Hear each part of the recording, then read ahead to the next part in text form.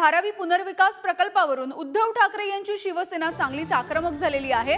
धारावी पुनर्विकास प्रकल्प अदानींना देण्यासाठी ठाकरेंच्या शिवसेनेने विरोध केलेला आहे। ठाकरेंच्या शिवसेनेचा आज अदानींच्या कार्यालयावर मोर्चा निघणार आहे आणि ठाकरेंच्या शिवसेनेकडून या मोर्चाची मोठी तयारी करण्यात आली आहे। कंत्राट रद्द करण्यासाठी धारावी ते अदानींच्या कार्यालयापर्यंत हा मोर्चा काढला जाणार आहे।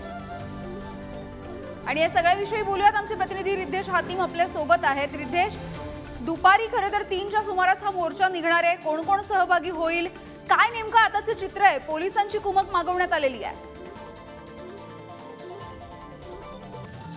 नक्कीच यामिनी आपण पाहिलं, आता येत्या काही तासात हा मोर्चा आता सुरू होणार। धारावी टी जंक्शन पासून हा सुरू होणार आहे। संपूर्ण मुंबईतून जे शिवसैनिक आहेत ते या मोर्चासाठी सहभागी होणार आहेत। जवळपास 4 ते 5 हजार शिवसैनिक आहेत ते मुंबईमधून या धारावी ते उपस्थित राहणार आहे आणि अडाणी विरुद्ध हा मोर्चा असणार आणि त्या कायद्याने सुव्यवस्था प्रश्न उभा आहे म्हणून आपण पाहू शकतो पोलिसांचा मोठा फौजफाटा इथे तैनात करण्यात आला। जवळपास 4 रिजन मधून हे संपूर्ण पोलीस अधिकारी असतील, निरीक्षक असतील, अंमलदार असतील, हे सर्व इथे आले आहेत आणि आपण पाहू शकतो जवळपास 150 ते 200 पोलिसांचा फौजफाटा इथे तैनात करण्यात आला आहे। हे संपूर्ण जो अडाणीचा जो मोर्चा असेल त्या मोर्चा संगती हा जो पूर्ण निघणार आहे टी जंक्शन पासून ते जी सभा होणार फटका मध्ये तिथपर्यंत हे संपूर्ण पोलीसवाले हे त्यांच्या संगतीत असणार आहे। कुठल्याच काही अनुचित घटना घडू नये ह्याची काळजी आता पोलिसांकडून घेतली जाणार आहे। त्याचबरोबर आपण पाहिलं तर धारावीकर देखील जे सामान्य नागरिक आहेत, जे धारावीचे स्थानिक व्यावसायिक आहेत, ते देखील या आंदोलन त्यात देखील ते सहभागी होण्याची शक्यता वर्तवली गेली आणि त्यांच्या देखील सुरक्षेच्या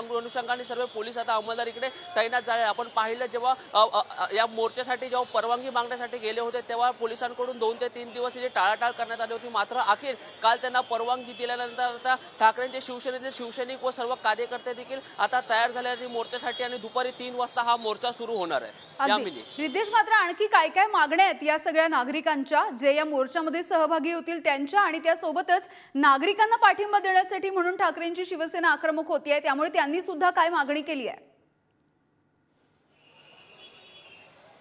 सध्या आपण ठाकरेंच्या शिवसेनेबद्दलची जी मागणी केली तर ठाकरेंच्या शिवसेनेची हीच मागणी आहे की जो अडाणी समूहाला जो कंत्राट दिलाय तो त्यांना न देता MMRD असेल, म्हाडा असेल, सिडको असेल असे प्रशासकीय संस्था आहेत त्यांना हा संपूर्ण जो कंत्राट आहे तो तेव्हा तसेच स्थानिकांची अशी मागणी आहे की आपण एकंदरीत पाहिलं ते इकडचे जे व्यावसायिक आहेत, जे रहिवासी ते पहिले तर व्यावसायिकांचे जे मोठे मोठे 2-2, 3-3 हजार फुटांचे गाळे तर त्यांना तेवढाच मोठा गाळा द्यावा। तसेच तिथे कुंभारवाड्या त्याच्या मोठमोठ्या भट्ट्या लागतात, त्याच्या भट्ट्यांसाठी देखील वेगळी जागा द्यावी। त्याचबरोबर इकडे स्थानिक रहिवासी राहतात त्यांचे पण देखील मोठमोठे घर असतील तर त्यांना देखील त्यांचे जेवढा घर आहे तेवढाच त्यांना एरिया द्यावा। मात्र अडाणीकडून असं सांगण्यात आलं आहे की जे रहिवासी असतील आणि जे व्यावसायिक असतील त्यांना 350 ते 750 या फुटांमध्ये त्यांना ह्याचे सर्व घर देणार आहे। म्हणजे तो धारावीतला जो 80% भाग आहे तो अडाणीकडून तो पूर्ण रिडेव्हलप केला जाणार आहे आणि 20% भागांमध्ये हा जो संपूर्ण धारावीकर आहे त्यांना तिकडे पुनर्वसन दिलं जाणार आणि त्यांचा याच गोष्टीचा विरोध आहे की आम्हाला जेवढी जागा पाहिजे तेवढी तुमच्याकडून दिली जात नाही म्हणून अडाणीला हा विरोध केला जात आहे। तसंच उद्धव ठाकरेंकडून देखील असा आरोप केला जात आहे की सरकार आहे म्हणजे शिंदेची शिवसेना असेल, भाजप असेल, ते स्वतःच्या फायद्यासाठी अडाणीला हा प्रोजेक्ट देत आहे। यामिनी अगदी, मात्र रिद्धेश, आगामी ज्या काही निवडणुका आहेत त्याकडे बघता सुद्धा आजचा जो मोर्चा आहे किंवा ठाकरेंची शिवसेना जो एक शक्ती प्रदर्शन करायचा प्रयत्न करेल ते सुद्धा महत्त्वाचं आहे।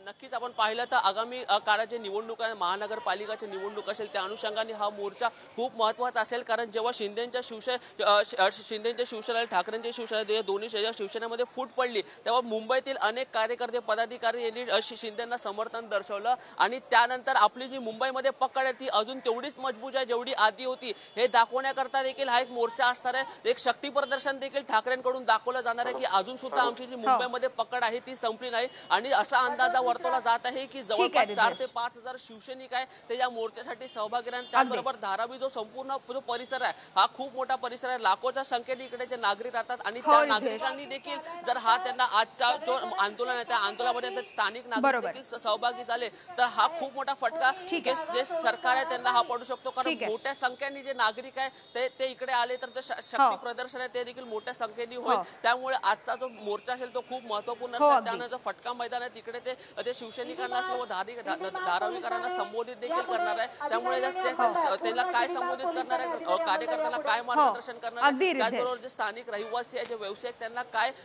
मार्गदर्शन करणार ते पाहणं देखील आज महत्त्वाचं राहणार आहे। यामिनी धन्यवाद रितेश या सगळ्या सविस्तर माहितीसाठी।